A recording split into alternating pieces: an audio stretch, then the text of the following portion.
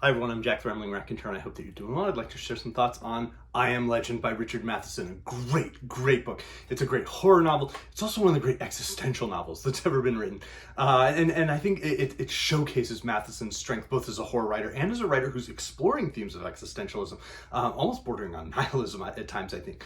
So it's a wonderful book. It's a very effective book. It's a very affecting book. But I do want to discuss it in, as they say on the Great Evolution of Horror podcast, spoilerific detail. But I'll do that. I'll save that for the end because I do want to give readers who've never experienced I Am Legend a taste of what it's like, what it's about, why it's such a valuable book to read before going into the ending and the themes that I think Matheson was really digging into and exploring with this book. So I'll give a warning for that if you've never read it. You can pause and go give this a read. But it's wonderful. It's from the 1950s and it is a vampire novel. We have a single character, Robert Neville, who seems to be the last man on earth. He's alone. Everyone in his family, everyone in his neighborhood has either died or has become infected in this plague of vampires. And it becomes very early on. He's alone in his house. He's, checking the generator, checking, repairing the boards and the different garlic bulbs and such that keep him safe from the neighborhood of vampires. And slowly we see, and the novel explores, how does he go about his life? How does he survive in this world? And Matheson does a nice job of giving little details about how he still has a working freezer, how he set up this whole generator that runs for his house, even though the power's out across the neighborhood. What is he surviving on? How does he have gasoline for his car? And all of these different things that Matheson does a nice job of laying out without it being this boring exposition, because he intercuts it with moments that have action, that have a little bit of dread, that have Neville remembering the loss of his wife, the loss of their daughter, and how that affected him as a human, how each time he slays a vampire, he's reminded of his family who died to this plague. And so it's a very powerful work in building his human emotion, but also building that dread of horror. But it's also a book that showcases one of Matheson's true talents, which was sort of inverting this idea that exists in horror. Oftentimes with horror, there's the feeling that there's, and not always, because folk horror sort of inverts this as well, but often within horror, there's the idea that what is horrifying is other, and that there's frequently just one of that individual.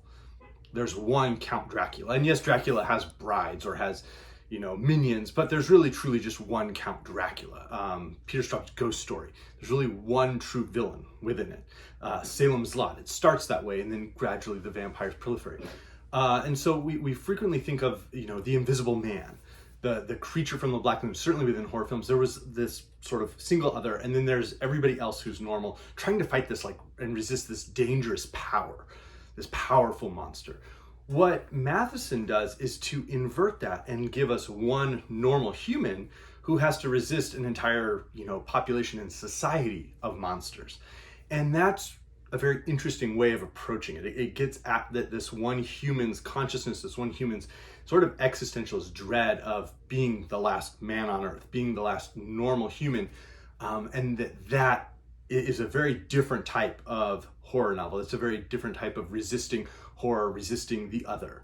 And it works in powerful ways. So I did want to give sort of a little reading of just how that builds. Deep in his body, the nodding heat began again, and he pressed his lips together until they were white. He knew the feeling well, and it enraged him that he couldn't combat it. It grew and grew until he couldn't sit still anymore. Then he'd get up and pace the floor, fists bloodless at his sides. Maybe he'd set up the movie projector, or eat something, or have too much to drink, or turn the music up so loud it hurt his ears. He had to do something when it got really bad. He felt the muscles of his abdomen closing in like tightening coils. He picked up the book and tried to read, his lips forming each word slowly and painfully. And later on he goes, with a stiffening rage, he wrenched up the record and snapped it over his right knee. He'd meant to break it long ago. He walked on rigid legs to the kitchen and flung the pieces into the trash box. Then he stood in the dark kitchen, eyes tightly shut, teeth clenched, hands clamped over his ears. Leave me alone, leave me alone, leave me alone. No use. You couldn't beat them at night. No use trying. It was their special time. He was acting very stupidly trying to beat them. Should he watch a movie? No, he didn't feel like setting up the projector. He'd go to bed and put the plugs in his ears. It was what he ended up doing every night anyways. And there are these ways where we get into Neville's mind, and we realize just the loneliness he feels. And he's very conscious of this. Like the Matheson has the book broken into these different parts that shift by 6 months, 3 to 6 months to a year each time, or 3 years, where we see gradually how Neville, as the last man on Earth, is still losing elements of his humanity because he's no longer part of a human society. There are elements of his humanity that are being lost. He goes about this drudging work of not just, keeping his house safe, but also going and slaying vampires. And so Matheson gets these interesting ideas. Why do the different, myths of vampires, the superstitions of vampires, why do those work? Is it that only, vampires who, as humans, were exposed to Christianity or were believing Christians are affected by the cross? And would someone who had been Jewish before becoming a vampire be affected in some other way? Or someone who had been Muslim be affected some other way? And so he explores that idea. He explores, why does the stake work? Does it have to be wood? Could it be something else? Why is sunlight affecting it? And so there are elements of the book that build on this science fiction level. That we have the whole detail around how Neville goes and gets a microscope and gets some blood samples and starts to realize what is causing the vampirism, and that there have been hints across it from very early on in the book. There have been hints of how the vampirism spreads. But Neville, it dawns on him probably about 3 pages after it's dawned on the reader. And so there's this wonderful mystery element as well that's going on. And so there's so much Matheson is doing in the book, and that's why it is such a powerful and affecting book. But I do want to go into some spoiler detail now. So if you've never read I Am Legend, please pause, go enjoy this masterpiece for yourself, and then come back. Let me know what you think of it, because we're going to go into detail now around the ending. It's one that I think film adaptations have sometimes struggled with a little bit, is the idea of what really happens. And it's also how the title, I Am Legend, is explained within the book. Because what Matheson gives us is a society, of partial vampires, partial humans, vampiric humans who have recently become vampires, who are going to try to retain the vestiges of humanity and of human society. And we get to see sort of this society that they're going to try and construct, and how Neville would be a part of that.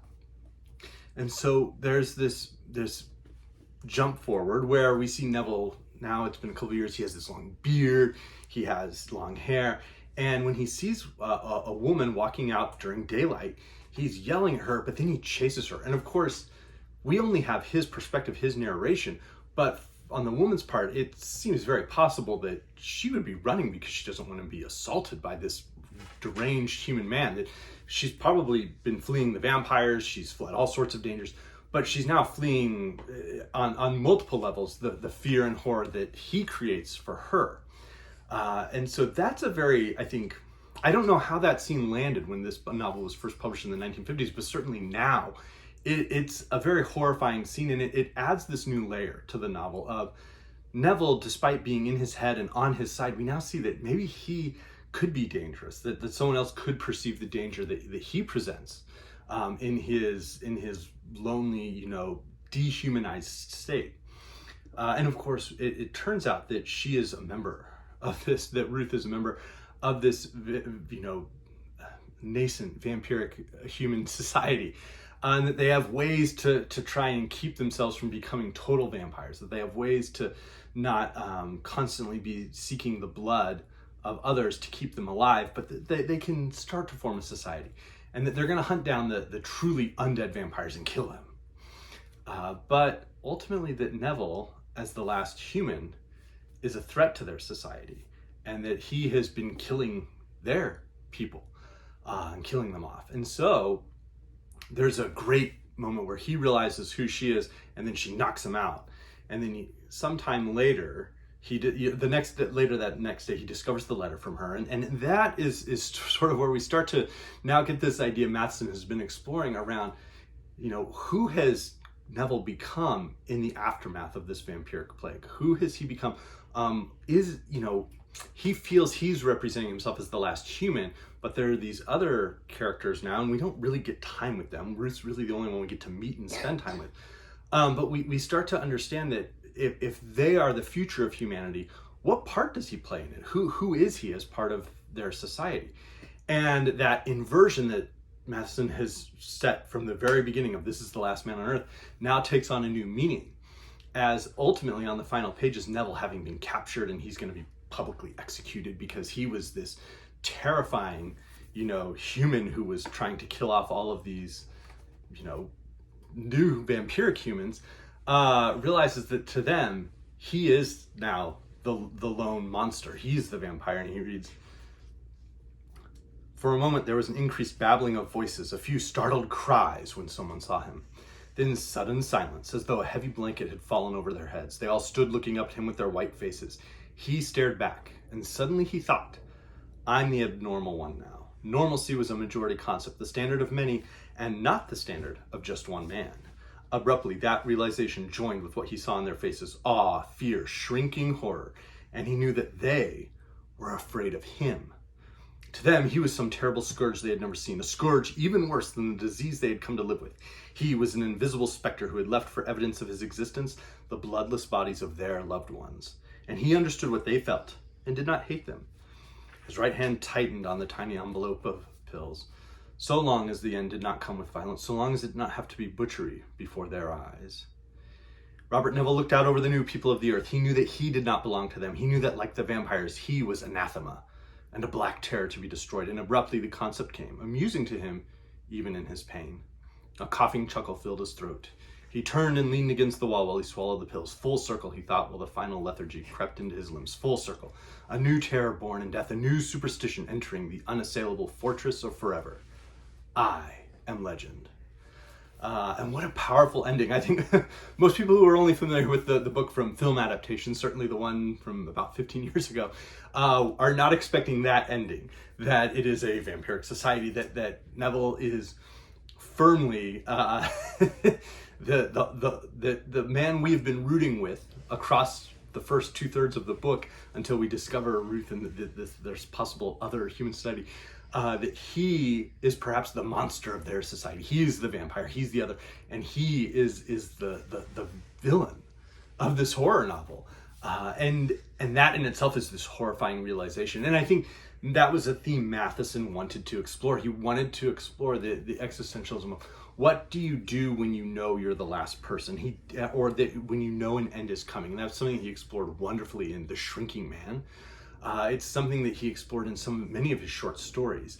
And it's what I think makes his stories and his novels continue to resonate, that deep existentialist dread.